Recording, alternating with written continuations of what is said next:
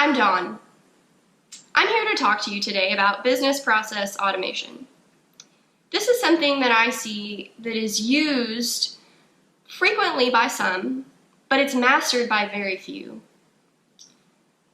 I see in my experience that when business profits are high, inefficiencies typically soar. Whenever market pressure increases or profits begin to wane, that's when businesses really dig into process automation and efficiency. I think that you can really make yourself stand out by becoming a master of business process automation and streamlining and applying it regardless of the market need. As far as the future of business process automation, I see it as becoming more and more computerized, eliminating the need for human interaction as much as possible. In these cases, human interaction will only be needed for the higher level oversight, the strategic thinking, the complex analysis, and problem solving. And that's why I think this video can be especially useful for you, to develop these skills now and to make yourself more competitive in the future. I like to use what I call as the 4S model for business process automation.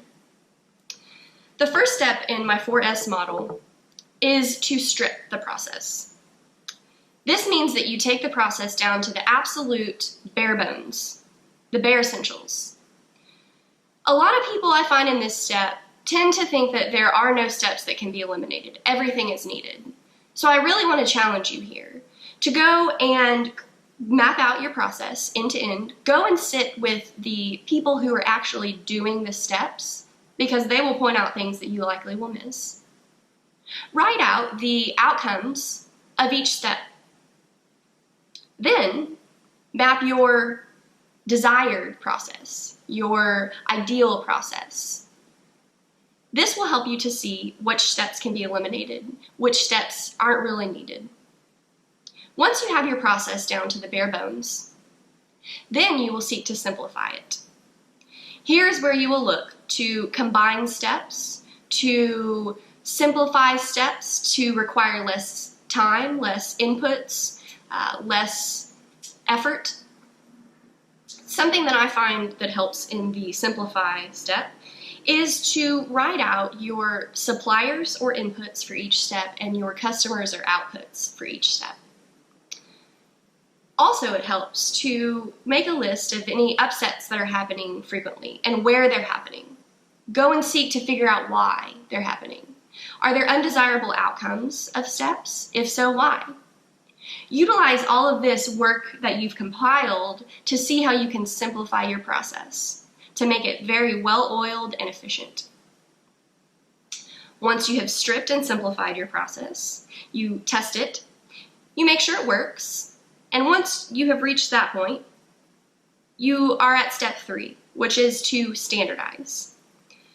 I see a lot of people stop before this step and they end up not communicating the optimal way that they have found, and all the work that they've done goes to waste because the next person that picks up that process doesn't have that knowledge base and they end up doing it a different way.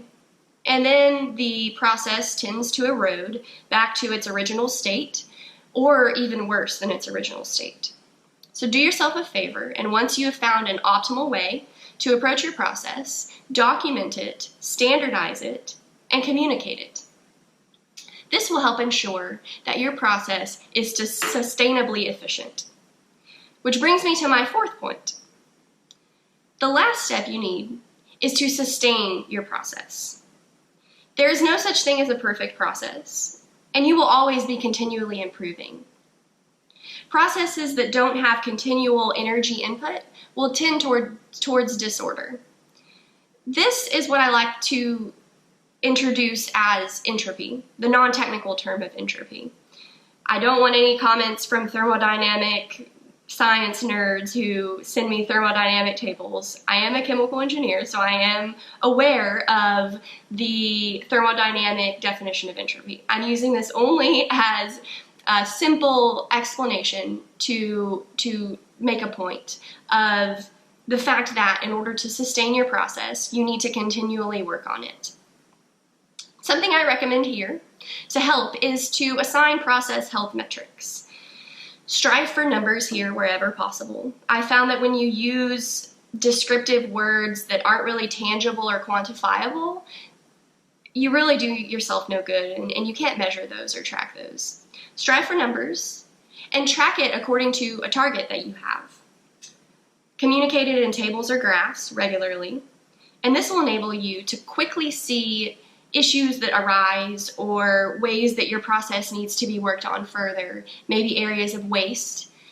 And this will keep you continually improving and ensuring that you have a sustainably efficient process. That's it for my 4S model and for business process automation. I'd love to hear your stories in applying it. Feel free to comment on the video below or on my website. I hope you have a great day.